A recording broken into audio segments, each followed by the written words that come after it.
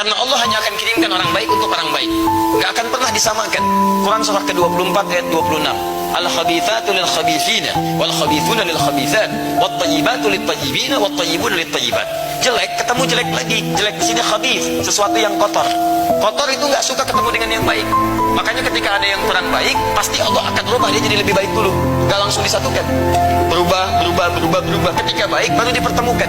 Ketika bertemu misalnya awalnya tidak tahu, kemudian bertemu, yang satu ingin jadi baik, yang satu tidak ingin, itu akan dipisahkan.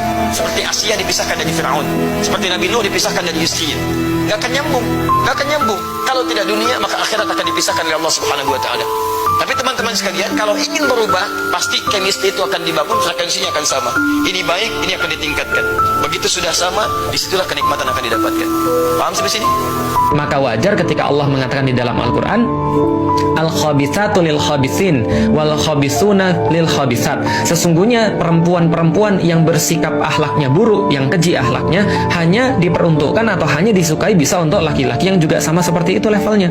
Dan laki-laki yang bersifat keji, kata-katanya kotor, dia kemudian nggak bisa menahan daripada perbuatan-perbuatan yang mungkar, kata-katanya nggak enak, selalu terucap dengan sumpah serapah, celah, nista, dan segala macamnya, hanya bisa dipasangkan dengan perempuan-perempuan yang juga seperti itu, karena mereka saling memaklumi. Lalu Allah katakan sebaliknya, wat-thayyibatu lit-thayyibin wat-thayyibuna lit-thayyibat. Sesungguhnya perempuan-perempuan yang thayyib, yang mereka baik perangainya, yang mereka lembut tutur katanya, yang mereka pintar untuk bersikap di depan orang, maka mereka juga akan diperuntukkan dan disukai oleh orang-orang yang sama. Dan juga sama, laki-laki yang berbuat seperti tadi, yang mulia akhlaknya, ranggi kemudian penampilannya, lalu kemudian bagus kemudian cara ngomongnya, tutur katanya, maka dia akan dipasangkan dengan perempuan-perempuan juga yang sama.